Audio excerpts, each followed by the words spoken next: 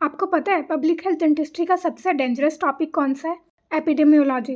क्योंकि यहीं से आते हैं सबसे ज़्यादा twisted conceptual question NEET MDS में। अगर आपका कॉन्सेप्ट क्लियर है तो इस टॉपिक से एक भी क्वेश्चन नहीं आपसे छूटेगा। तो आज से हम स्टार्ट करने जा रहे हैं अपना नीट एमडीएस रैपिड रिवीजन, और उस सीरीज़ में सबसे पहले आता है पब्लिक हेल्थ डेंटिस्ट्री, क्योंकि मुझे सबसे ज़्यादा कमेंट इसी सीरीज़ को लेके आया है। तो आज हम कवर करने वाले हैं epidemiology, but not in a boring definition में। इस सेशन में हम देखेंगे एपिडेमियोलॉजी का concept, epidemiological triad, study design, case control versus cohort study, जो कि मोस्ट कंफ्यूजिंग पार्ट है, और सबसे ज़्यादा ट्विस्टेड क्वेश्चन भी यहीं से आते हैं, प्रीवियस ईयर क्वेश्चंस, और हर टॉपिक के एंड में हम देखेंगे उसका पावरफुल मेमोरी ट्रिक्स। तो नीट एमडीएस में इस टॉपिक से डायरेक्ट क्वेश्चन भी आता है और इनडायरेक्ट ट्विस्टेड क्वेश्चन भी। एग्जामिनर सिंपल डेफिनेशन नहीं पूछता, वो सिचुएशन देकर पूछता है ये कौन सा स्टडी डिज़ाइन है, इंसिडेंस कैलकुलेट होगा या प्रिवलेंस, रेट्रोस्पेक्टिव है या प्रोस्पेक्टिव। इसलिए आज हम रट्टा नहीं कॉन्सेप्ट क्लियर करेंगे, because once your concept is clear public health का ये पूरा चैप्टर स्कोरिंग बन जाता है। तो शुरू करते हैं पब्लिक हेल्थ डेंटिस्ट्री का सबसे पहला और सबसे फंडामेंटल टॉपिक एपिडेमियोलॉजी। और बहुत लोग सोचते हैं कि ये तो सिर्फ डेफिनेशन याद करना है बस, लेकिन नहीं, अगर आप एपिडेमियोलॉजी का कॉन्सेप्ट समझ लो तो पूरा पीएचडी का पेपर सॉल्व हो जाता है। तो इसलिए ध्यान से सुनो। पहले बात करते हैं डेफिनेशन की। एपिडेमियोलॉजी का मतलब है किसी भी पॉपुलेशन में डिजीज़ का डिस्ट्रीब्यूशन और डिटर्मिनेंट्स का स्टडी करना। अब इन दोनों वर्ड्स को तोड़ के समझते हैं। डिस्ट्रीब्यूशन, इसका मतलब है हु, वेयर, व्हेन, मतलब कौन लोग बीमार हो रहे हैं, किस जगह ज़्यादा हो रहे हैं और कौन से टाइम पे ज़्यादा केसेस आ रहे हैं। इसको हम पर्सन, प्लेस, टाइम कॉन्सेप्ट कहते हैं। जैसे अगर आप देखो कि डेंटल कैरीज ज़्यादा अर्बन एरियाज़ में है या रूरल एरियाज़ में, ये डिस्ट्रीब्यूशन का स्टडी है। डिटर्मिनेंट्स मतलब क्या होता है? वाई और हाउ, मतलब बीमारी क्यों हो रही है, रिस्क फैक्टर क्या है, जैसे केरीज में sugar intake, fluoride deficiency, oral hygiene habits, ये सब डिटर्मिनेंट्स है। और एक और इम्पॉर्टेंट चीज़, एपिडेमियोलॉजिस्ट सिर्फ इंडिविजुअल पेशेंट की बात नहीं करता, ये पॉपुलेशन लेवल पे काम करता है। इसलिए पीएचडी और जनरल डेंटिस्ट्री में ये बेसिक डिफरेंस है। जनरल डेंटिस्ट्री में आप एक पेशेंट ट्रीट करते हो, पीएचडी में आप एक कम्युनिटी ट्रीट करते हो। अब बात करते हैं फादर ऑफ एपिडेमियोलॉजी। ये पीवाईक्यूज क्वेश्चन है, इसका आंसर आपका जॉन स्नो। इन्होंने 1854 में लंदन में कोलेरा एपिडेमिक स्टडी की थी। उनका सबसे फेमस काम था ब्रॉड स्ट्रीट पंप थ्योरी। उन्होंने मैप बनाया और प्रूफ किया कि कोलेरा कंटामिनेटेड वाटर पंप से फैल रहा है। ये बिना माइक्रोस्कोप के, बिना किसी लैब टेस्ट के, सिर्फ डाटा और ऑब्जर्वेशन से प्रूफ किया। यही है एपिडेमियोलॉजी की पावर। तो अगर हम समरी देखें तो एपिडेमियोलॉजी का मतलब है पॉपुलेशन में डिजीज का who, where, when, why study करना। और फादर कौन है? John Snow. अब बात करते हैं पीवाईक्यू की। तो यहाँ से दो क्वेश्चंस आए थे। फादर ऑफ एपिडेमियोलॉजी, जो कि मैंने आपको बताया, जॉन स्नो। सेकंड क्वेश्चन है आपका epidemiology primary deals with disease eight which level. तो आपको मैंने बताया पॉपुलेशन लेवल और कम्युनिटी लेवल, इंडिविजुअल लेवल पे पीएचडी डील नहीं करता है। ठीक है, तो अब ये कॉन्सेप्ट क्लियर हुआ। चलो आगे बढ़ते हैं। अब बात करते हैं एपिडेमियोलॉजिकल ट्रायड की। ये एक मॉडल है जो एक्सप्लेन करता है कि कोई भी बीमारी कैसी होती है। 3 कंपोनेंट्स हैं, होस्ट, एजेंट और इन्वायरमेंट। और जब ये तीनों एक साथ इम्बैलेंस में आ जाते हैं तब डिजीज होता है। सबसे पहले होस्ट समझते हैं। होस्ट का मतलब है पेशेंट खुद। होस्ट के फैक्टर्स में क्या क्या आता है? Age, sex, immunity, genetics, saliva, composition. अब डेंटिस्ट्री के कॉन्टेक्स्ट में समझते हैं। अगर किसी के सलाइवा का फ्लोरेट कम है, पीएच ज़्यादा एसिडिक है, या टूथ की मॉर्फोलॉजी ऐसी है कि पिट्स और फीचर डीप है, तो ये सब होस्ट फैक्टर हैं जो केरीज रिस्क बढ़ाते हैं। तो एक इम्पॉर्टेंट एग्जाम्पल, जीरोस्टोमिया है, यानी ड्राई माउथ है, सलाइवा कम होती है, होस्ट फैक्टर इफेक्ट होता है और केरीज बहुत ज़्यादा बढ़ जाता है। ये हम सब जानते हैं। अब दूसरा बात करते हैं एजेंट की। एजेंट वो चीज़ है जो बीमारी पैदा करता है। ये बायोलॉजिकल हो सकता है जैसे बैक्टीरिया, केमिकल हो सकता है जैसे एसिड या एक्सेस फ्लोराइड, फिजिकल हो सकता है जैसे ट्रॉमा, न्यूट्रिशन हो सकता है जैसे कि शुगर। डेंटल कैरीज में प्राइमरी एजेंट है स्ट्रेप्टोकोकस न्यूटेंस। डेंटल फ्लोरोसिस में एजेंट है एक्सेस फ्लोराइड। तीसरा पॉइंट है हमारा इन्वायरमेंट। ये फिजिकल और सोशल दोनों हो सकता है। फिजिकल इन्वायरमेंट में आता है पानी में फ्लोराइड का लेवल, खाने में शुगर की अवेलेबिलिटी। सोशल इन्वायरमेंट में आता है आपका social economic status, dental care तक एक्सेस है या नहीं है, एजुकेशन लेवल क्या है। अगर किसी एरिया में पानी फ्लोराइड कम है तो केरीज ज़्यादा होगी। ये इन्वायरमेंटल फैक्टर है। अब एक इम्पॉर्टेंट कॉन्सेप्ट समझो।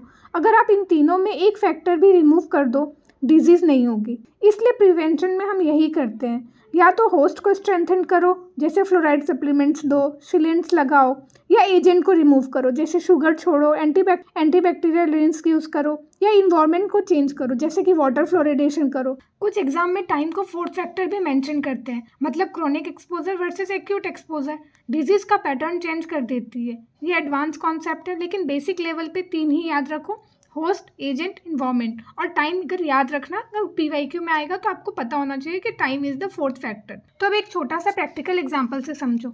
डेंटल कैरीज क्यों होती है? होस्ट ससेप्टेबल टूथ है, कम सलाइवा है, एजेंट हमारा एस म्यूटेंस है और शुगर है, इन्वायरमेंट कम फ्लोराइड, ज़्यादा जंक फूड। 3 फैक्टर इम्बैलेंस में है तो कैरीज हो गई। तो क्लियर है? अब चलो नेक्स्ट स्लाइड में। चलो इसको याद रखने के लिए निमोनिक्स भी बता देती हूँ। हे यार बीमार पड़ गया, H for host, A for agent, E for environment. तो अब आते हैं हम स्टडी डिज़ाइन पे। ये टॉपिक नीट MDS में गारंटेड आता है। हर साल 3 से 4 क्वेश्चन इसी टॉपिक से आते हैं, तो ध्यान से समझो। पहले ब्रॉडली समझो, स्टडीज़ 2 टाइप की होती है। ऑब्जर्वेशनल, जिसमें आप सिर्फ ऑब्जर्व करते हो, कुछ करते नहीं। एक्सपेरिमेंटल, जिसमें आप खुद कुछ करते हो, जैसे एक ग्रुप को ट्रीटमेंट दिया, दूसरे को मत दो, तो ये हो गया आपका एक्सपेरिमेंटल। ऑब्जर्वेशनल स्टडी में 3 मेन टाइप्स है, क्रॉस सेक्शनल, केस कंट्रोल और कोहर्ट। क्रॉस सेक्शनल की बात करें तो इसको प्रिवलेंस स्टडी या सर्वे कहते हैं। इमेजिन करो कि आप आज एक स्कूल में जाते हो और सारे बच्चों के दांत चेक करते हो, कौन से बीमार है, कौन से ठीक है, किसके कौन से में डेंटल केरीज है, कौन से में फ्लोरोसिस है। ये एक स्नैपशॉट है, एक मोमेंट का फोटो। इससे आपको प्रिवलेंस मिलती है, मतलब इसी वक्त कितने लोग बीमार हैं ये पता चलता है। PhD में ये सबसे ज़्यादा यूज़ होता है। डेंटल सर्वे इसी टाइप्स के होते हैं। अब केस कंट्रोल की बात करते हैं। इसमें आप पीछे देखते हो, पहले आप ऐसे लोग ढूंढो जिन्हें ओरल कैंसर है, इन्हें केसेस कहते हैं। फिर आप ऐसे लोग ढूंढो जिन्हें ओरल कैंसर नहीं, इन्हें कंट्रोल्स कहते हैं। फिर आप दोनों ग्रुप से पूछो, क्या तुम टोबैको लेते थे? इससे आपको पता चलता है कि टोबैको का एसोसिएशन था या नहीं। ये रेट्रोस्पेक्टिव स्टडी है, क्योंकि इसमें हमें पास्ट में जाना होता है। इसी से हम ओड्स रेशियो भी निकालते हैं। अब बात करते हैं हम कोहॉर्ट स्टडी की। इसमें आप आगे देखते हो, आप आज हेल्दी लोगों को लो, कुछ जो टोबैको लेते हैं, कुछ जो नहीं लेते, फिर इन्हें 10 साल फॉलो करो, देखो कितनों को ओरल कैंसर हुआ। इससे रिलेटिव रिस्क और इंसिडेंस मिलती है। ये है प्रोस्पेक्टिव स्टडी, लेकिन ये बहुत एक्सपेंसिव और टाइम कंज्यूमिंग होती है। अब एक्सपेरिमेंटल की बात करें तो RCT सबसे बेस्ट है। रेंडमाइजेशन की वजह से बायस कम होता है। जैसे फ्लोराइड टूथपेस्ट ट्रायल में आप रेंडमली बच्चों को 2 ग्रुप्स में बांटो, एक को फ्लोराइड पेस्ट दो, एक को प्लेसिबो। फिर 2 साल बाद कैरीज रेट कंपेयर करो। तो ये है आपका एक्सपेरिमेंटल स्टडीज़। अब एक सिंपल ट्रिक याद रखो, कोहॉर्ट मतलब relative risk, case control, odds ratio और क्रॉस सेक्शनल प्रेवलेंस। ये 3 फैक्ट्स पक्के याद कर लो, क्योंकि यहाँ से आपके 3 क्वेश्चन पक्के हैं। इस टॉपिक से रिलेटेड PYQs देख लेते हैं। सबसे पहले आया था नीट MDS 2019 में, which study design gives relative risk. तो आंसर है आपका कोहॉर्ट स्टडी, ठीक है। सेकंड क्वेश्चन जो 2020 नीट MDS में आया है, which study design gives odds ratio, that is case control study. और एक और जो क्वेश्चन नीट MDS में आया है वह है Framingham heart study is an example of cohort study. तो ये 3 चीज़ आपको याद रखना है। ये 3 क्वेश्चन आए हुए हैं पहले से भी, तो इस टॉपिक से फिर से क्वेश्चन आने के चांसेस ज़्यादा है। अब क्रॉस सेक्शनल स्टडी को डिटेल में समझते हैं, क्योंकि PhD में ये सबसे ज़्यादा यूज्ड स्टडी टाइप है। क्रॉस सेक्शनल स्टडी एक स्नैपशॉट की तरह है। सोचो तुम्हें आज एक फ़ोटो ली अपनी क्लास की, उसमें जो भी प्रेजेंट है उनका डाटा ले लो, जो एब्सेंट है उनका डाटा नहीं मिलेगा। एग्जैक्टली इसी तरह क्रॉस सेक्शनल स्टडी एक स्पेसिफिक टाइम पे सब कुछ मेजर कर लेती है। इसका मोस्ट इम्पॉर्टेंट आउटपुट है प्रिवलेंस, मतलब इस वक्त पॉपुलेशन में कितने लोग बीमार हैं। इंसिडेंस इसमें नहीं मिलती। इंसिडेंस के लिए आपको टाइम पे फॉलो करना पड़ता है। अब सबसे important concept, that is temporal ambiguity. ये एक बिग लिमिटेशन है। मान लो आपने सर्वे किया और पाया कि जो लोग ज़्यादा सिगरेट पीते हैं उन्हें ज़्यादा पेरिडोंटल डिजीज़ है। अब सवाल ये है, क्या सिगरेट की वजह से पेरिडोंटल डिजीज़ हुई, या पेरिडोंटल डिजीज़ के बाद स्ट्रेस में सिगरेट ज़्यादा पीने लगे? आप नहीं जानते क्या पहले हुआ, क्योंकि आपने सिर्फ एक टाइम पे देखा। यही है टेम्पोरल एम्बिग्विटी। कॉज और इफेक्ट का पता नहीं चलता। इसलिए क्रॉस सेक्शनल स्टडी से आप एसोसिएशन दिखा सकते हो, लेकिन कॉजेशन प्रूव नहीं कर सकते। ये बहुत इंपॉर्टेंट स्टेटमेंट है, MCQ में आता है।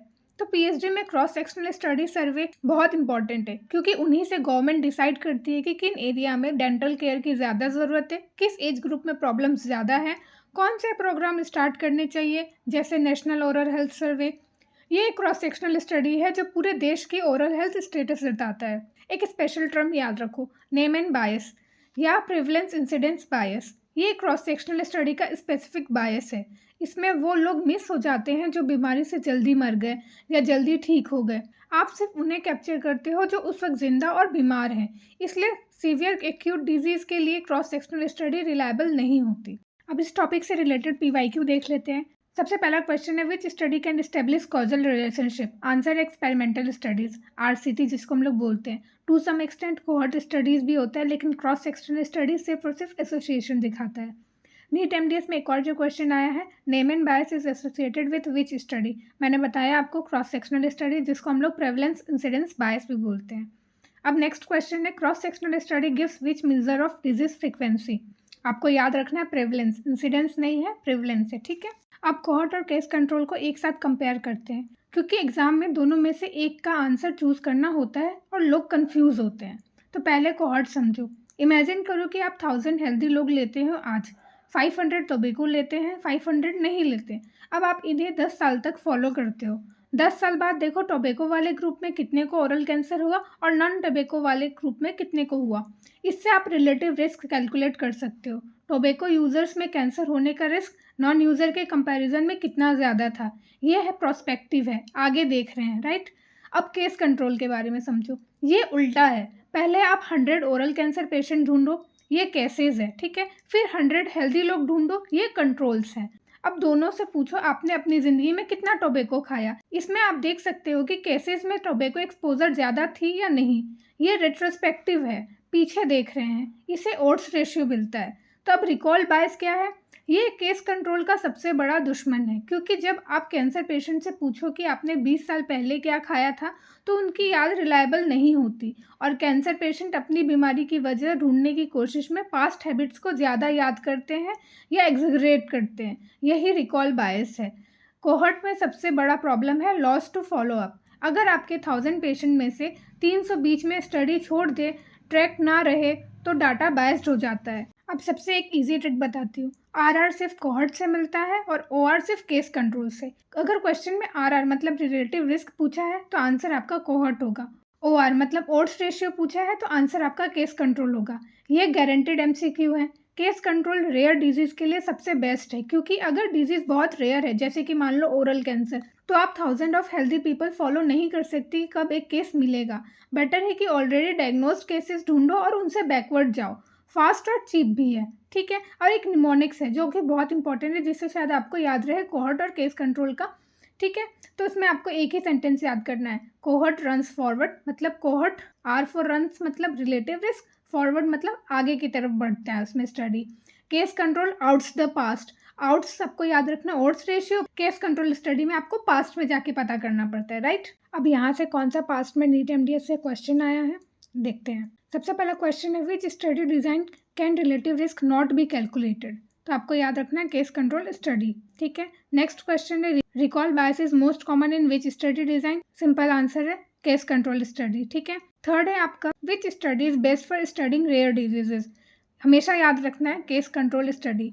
तो ये था epidemiology rapid revision for NEET MDS, जिसमें हमने ऑलमोस्ट सारे important PYQs, study design, RR, OR, bias और कॉन्सेप्ट रिवाइज कर लिए। अगर आप नीट MDS 2026 या 2027 टारगेट कर रहे हो तो ये टॉपिक्स एग्जाम में बहुत बार रिपीट होते हैं। So make sure you revise this properly. और सीरीज़ का पार्ट 2 और भी ज़्यादा इंपॉर्टेंट होने वाला है, क्योंकि उसमें हम कवर करेंगे पब्लिक हेल्थ डेंटिस्ट्री का सबसे important topic, that is indices, जिसमें हम देखेंगे DMFT, CPITN, OHIS, deans indices, जो एग्जाम में डायरेक्ट क्वेश्चंस देते हैं। सो नेक्स्ट वीडियो मिस मत करना। अगर वीडियो हेल्पफुल लगा हो तो लाइक करो, चैनल सब्सक्राइब करो और कमेंट्स में लिखो पार्ट 2 इंडाइसिस, सो डैट मुझे पता चले कि आप लोग नेक्स्ट पार्ट का वेट कर रहे हो। See you in part 2 indices rapid revision for NEET MDS।